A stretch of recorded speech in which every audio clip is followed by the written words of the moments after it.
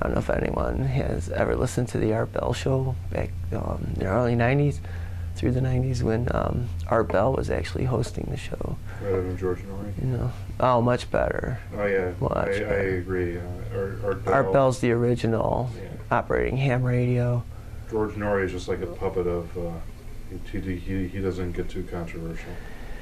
It seems like ever since they lost Art Bell, it's almost like different religions have come in and tried to the focus tries to be less scientific, you know, less open-minded, I think, actually. Yeah, that's true. But, all right. Used to love the Art Bell Show. Yeah. My father introduced it to me, I think in '94. Really? Awesome. Totally cool. It's late nights, you know. Some cool stuff. All right, so we're going? You're rolling. We're rolling, all right. So, oh man, here we are again, you know. And I'm going to tell another story from my life, another experience that happened to me. And this one involves a vampire. And this is true. And anybody, you know, we're just talking about the Art Bell Show. They did a thing once about how you can tell somebody's lying or not. So hopefully by using the camera, my body language, people know, someone out there will know that I'm not lying in this stuff. You know, at least I believe it because it really, truly happened to me, okay? And I met a vampire, and that's just where I'll start. It was back in, like, I think 1987, maybe 88, but I think 87. No, it must have been 88, the fall of 88, because it was right after I had turned 18, actually. Yeah, and I had spent the summer in California, and I was leaving California, and I had taken a Greyhound bus. I was taking a Greyhound bus between San Diego and Chicago. And for some reason, I had a holdover in Las Vegas. Okay, and we stopped in Las Vegas, and it was a 12-hour holdover. I had 12 hours from midnight till 12 noon the next day to get back on the bus and continue to Chicago.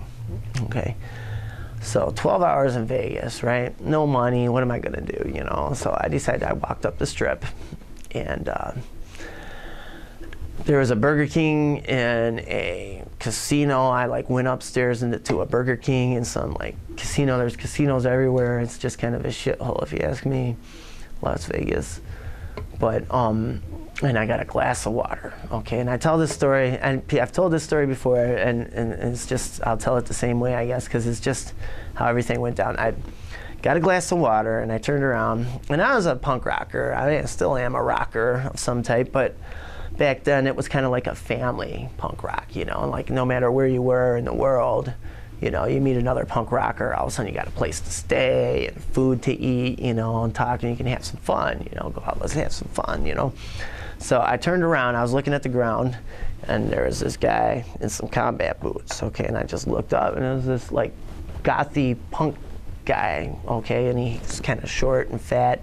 He had some curly hair, kind of faggy, really, if you ask me, you know, which I don't care, you know, I don't care, you know, and I was getting out of San Diego, you know, because it's just, never mind. But anyway, and I was like, cool, you know, a punk scene. I didn't know there was a punk scene in Vegas. And he's like, oh yeah, and he's like, why don't you come sit down with us, you know? And he pointed to his friend at the table, who had a black mohawk, and he was very pale looking guy, and he had his hand down on the table like this. And he just looked up at me, you know, and then put his head back down. He just had these bags under his eyes, these dark bags. He kind of looked like a junkie, but real, not pasty, in a sick way, but just, he was just there, you know. And actually I remember the guy's name with the combat boots who I first met, and it was Mark Church, that was his name. And he introduced me to his friend Simon. Okay, so I was like, oh, cool, you know, place. And we went back, we were talking about different things, about music and stuff, and they invited me back to their apartment, to Mark's apartment, to drink some beer, and, you know, they'd show me around Vegas or whatever. Just we'll party until I have to go back to the bus, you know, something to do. So I was like, cool, let's do it, you know. And so I went back to their house. To make a long story short, we got some beer, went back to their apartment, and we're just drinking, you know, and just playing some quarters or whatever. And, you know, we're talking about, like, 'cause Simon had known, like, he knew, like, any, like, place, like all the punk bars, all the underground, like Club Dreamers in Chicago, and just all these different underground places, you know, like different, it's like he's really been around, you know. And Mark Church ended up to work for an airline, okay, and Simon was just visiting Mark, okay. Simon never really said where he was from, but it's got weird. It gets weird, believe me, this gets really weird, because it sounds stupid. But anyway, there was an occult book, a book on the occult underneath the coffee table. And I pulled it out, I'm like, oh, cool, you know, I'm like, I believe in this stuff, you know. I'm like looking at it, and it's just like a witch encyclopedia or something. And I'm like, I believe in the supernatural, you know, I believe in this stuff. And you know, they kind of fell silent, and Mark was just kind of smiling, and then Simon got real serious, and he was like, he had this, I can't really describe him, as weird, you know. He's like beautiful, but kind of like a Nosferatu look to him. It was kind of weird looking guy, you know, almost looked like maybe he was Spanish or Portuguese or something. But anyway, he goes, really, you know, he goes, do you know? And I'm like, yeah, I do, you know. And he's like, really? And I'm like, yeah, I do believe in this. And he's going, really? And he kept saying that. And Mark was kind of like on the couch. He was just kind of looking around, like kind of weird, like he didn't know what was going on.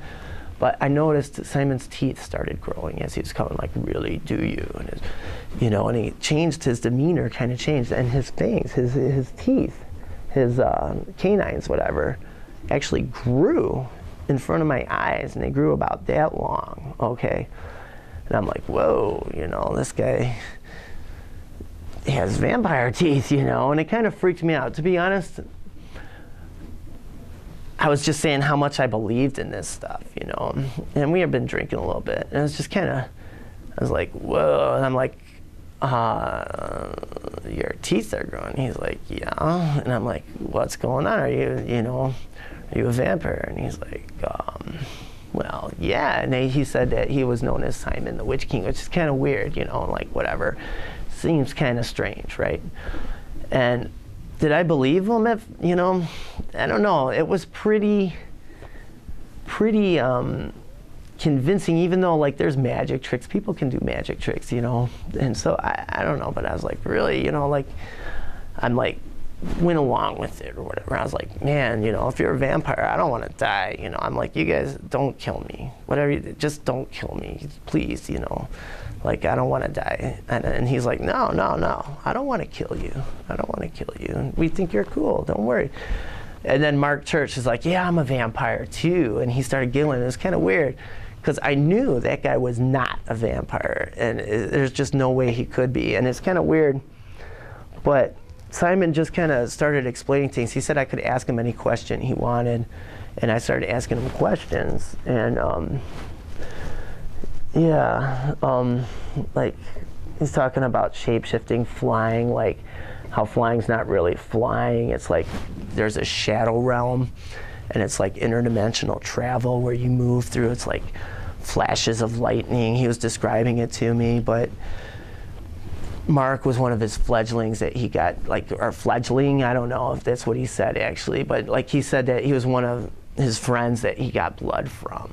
Okay, like he was like somebody, and Mark served him and gave him free airline tickets if he needed it anywhere. He could hook him up with free travel anywhere he wanted to go. And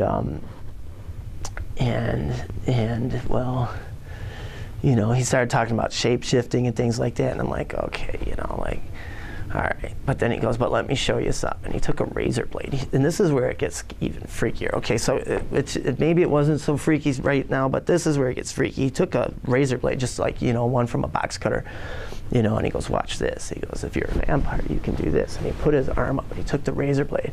He just went bam, bam, bam, and he cut all the way down into his arm like 3 times. Just blood started dripping out, man. And he goes, if you're a vampire, you can control your blood flow. And he wiped his blood clean. Okay, he wiped off the wound, and then he separated his skin, and I could see inside all the way down into his cuts. And I was just like, oh my God, don't kill me. He's like, no, no, you're cool, you know. And he was showing me, and I started to freak out. He's like, you know, he's like, you can control your blood flow if you're a vampire. And he could control his blood flow. The blood would come out and stop. He could make it stop or flow. And he started to tell me, you know, about like that there's a hierarchy. He started to explain something about the vampire world, that he knew people. He knew people that I knew here in Chicago, which was really kind of fucked up, you know. But yeah, and he said, you know, I don't know. He said he was going to show me some things, okay, that and he was going to hypnotize me. I asked something if he had Osiris oil, because I was asking different questions, and he was talking about hypnotism a little bit. But he took out some oil, he called it Osiris oil. And he said, let me show you some. And he put a symbol with the oil on my third eye, okay. And he started telling me a story, and then Mark's like, oh, I want to go too. So he's like, well, call me over here. And he sat down, that guy Mark Church sat next to me, okay. And he started telling a story, and we started to kind of doze off. It was weird. And the story was, he was describing where we were, okay, which was along these cliffs and stuff. And all of a sudden, like, it was weird. It's like you start to, like, you feel this warmth and this glow.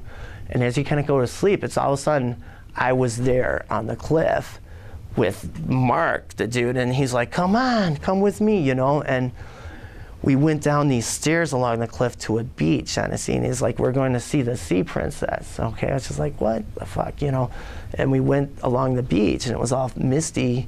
And it's like, I was there. It was like astral projection. No, I don't know what it was, but it's like, was it real or wasn't it? It was like a dream, but it wasn't, you know? It was like you were really there, but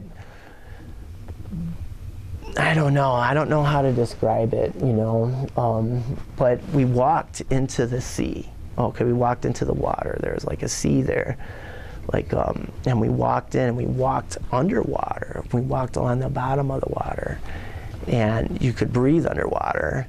And we walked, there's a temple with 4 pillars and seaweed growing, okay, like all this kelp growing around these Greek pillars, you know, on the bottom of the seafloor, with coral too. I remember there's coral.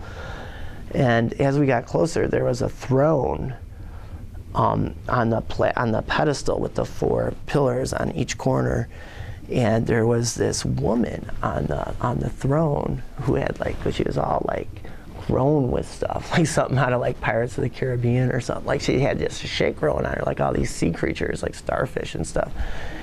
And when we got up there, she looked up and she opened her eyes, and I remember these milk white eyes.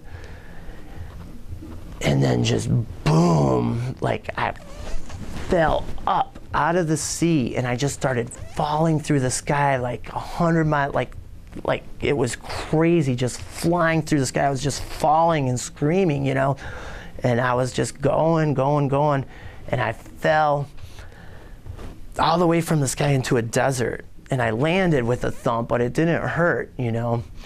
And I just looked up, and on the horizon in this desert was this big statue, this huge, gigantic statue, bigger than the pyramids, than the Pyramid of Giza, you know, like just huge statue with this Egyptian statue on it of like, I think it was Osiris, okay? It's just like the name just pops in my head, Osiris, and it just opened his eyes and looked at me, the statue. And boom, I was back on the couch again, you know, with these guys. And they were around me, freaking out about me, like, where did you go? Where did you go? Where'd you go? And I'm like, I don't know. And I told them what happened. And he started freaking out on me. And Mark was getting pissed off now. He was getting, like, jealous or something, because now Simon wanted to turn me into a vampire. He decided that I was to become a vampire, okay?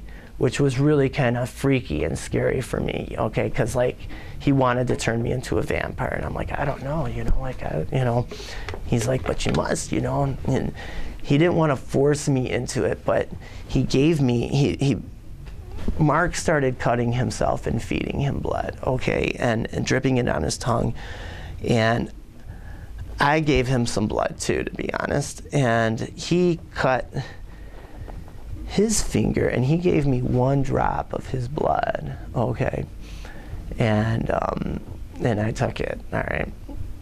Well, he said when the time came for me to to become a vampire, that it would be more of a ritual, and that there would be a crystal goblet, and that I would drink the blood of, but there was a hierarchy of vampires too, and that they were out to destroy the older vampires to gain their power, you know, and stuff, and that there was, like, he was known as the Witch King, and there was a bunch of people that were out to get him or whatever. So I don't know. He said I'd hear a voice from the sky, okay, when he would come for me, and I thought, just, this is so weird, you know. And anyway, he also said we need more beer, and we hopped in his car to get more beer, just me and him, because he wanted to talk to me more about, you know, immortality, I guess. Well, we got in the car, and this is funny, Jason, or whoever, you know, because we did another story. It has a similar thing, and they're very close together too in my life, which is really weird, because it kind of freaks me out a bit. But he got in the car, and in Vegas, he floored that car like 100 miles per hour. He floored that car so fast, running through red lights, you know, getting to the liquor store, just cruising through Las Vegas at like 4 in the morning, which doesn't matter in Las Vegas. There's still traffic and people everywhere, just flying through these things, weaving in and out of traffic. And he's just telling me, when you're a vampire, you cannot die. And I'm like, dude, I'm not a vampire. You're gonna kill me. I don't want to die. You know, and he just, right into the liquor store, went in, got some beer, came back out. And he drove more mellow home, actually. But it was just kind of such a freaky thing, you know. And yeah, so the rest of the story is like, well, try to get some sleep. Fucking, those guys were homosexual, okay, and they started fucking around with each other, and they tried to fuck around with me, and I didn't know what to do, and I curled up into a ball and started crying, and they didn't touch me then. He said it was all right, you know, he was kind of like a paternal figure, and they didn't touch me, which was kind of nice. But they're telling me, like, yeah, where you drink blood from a victim matters if it's pleasure or pain, you know, and how much you take, how much pain and pleasure there is to that person's soul, which is kind of fucked up to think about. But anyway, the next morning before we got on the bus, he's like, sunlight won't kill you, you know, and he's got his sunglasses on, but it makes you weak. And we made rounds in the morning. He made rounds. He went to different people's, you know, to a place of business. There was these girls. He went up to, and they saw him immediately, and they went and they cut their finger and they fed him blood, right? This chick was working a retail clothing store in a shopping mall, and he walked in there and she cut her finger and gave him blood, like a secret thing, like that's all he was there for. It was fucking weird, man. And he made rounds and collected blood from like 5, 6 different people before they dropped me off at the bus. And I said goodbye. I think Vegas is kind of an evil place. But what happened after that, okay, that was a one thing. Within 12 hours, I figured I met a vampire. I kind of went on a vampire kick after that. I was kind of freaked out by it. Turned out to be a guy at Club Dreamers that I think he mentioned to me, I'm not really sure, that I asked about, because this guy claims not to be a vampire. Okay, but he did sleep in a coffin. He rented an attic out in like this 3-flat, and he slept in a coffin on a mound of dirt, and it's like all he owned, and his Victorian clothes. And he claimed not to be a vampire, even though he got checks for like a couple grand, $2 to $5 grand every month from an anonymous donor, which is fucking weird, you know. And he'd hang out at Club Dreamers, and people would be like, that guy's a vampire. And I'd be like, are you a vampire? He'd be like, are you kidding? I'm not a vampire. Vampires aren't real. So I didn't really shed any light on this, but, you know, the story kind of, that drop of vampire blood that I got in me, I think I used it up. I had an experience where I felt that I actually used the vampire drop of blood. I used it up, and it saved my life when a biker attacked me for making out with a chick, and he slapped me, this huge biker in front of an arcade. And he said, "Sleeping with a fucking punk," and he slapped me across the face. And I had this belt with the skull on it, and I unhooked it, and I'm like, "Come on, you fucker." And this guy was like, this guy was a huge, like 300-pound, 6'6", like fat-ass biker, man. He's just like, "What did you say?" And he's coming after me. And I'm like, shit, you know? So I swung my belt, I missed. He jumped on me, and he slammed me down on the cement.